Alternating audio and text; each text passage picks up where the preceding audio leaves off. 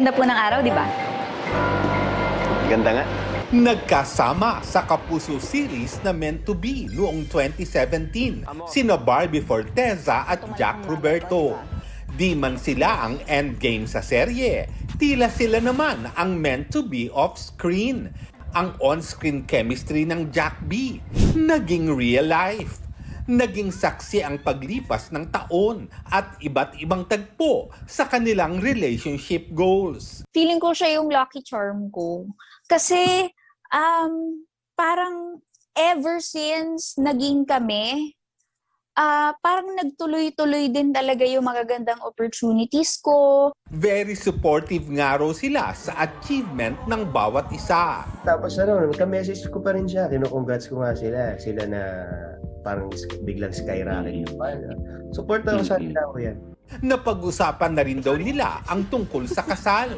Pero napapag-usapan na ang kasal. Opo. Ang may bahay ko.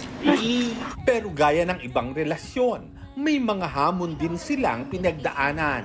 What was the most challenging, if there was any?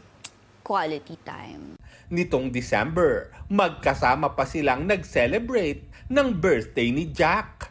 Pero sa isang Instagram post, kinumpirma ni Barbie ang breakup nila ni Jack.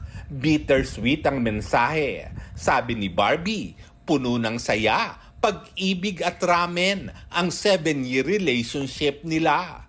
Tinawag din niyang exceptional ang ibinigay sa kanyang pagmamahal ni Jack. Pero anya, may mga bagay na kailangang magtapos para magbigay daan sa magagandang bagay. Nagpasalamat si Barbie kay Jack at sinabing may you find the love you deserve. Hiling niya sa publiko ay pangunawa sa kanilang sitwasyon. Wala pang pahayag kaugnay nito si Jack. Lar Santiago nagbabalita para sa GMA Integrated News.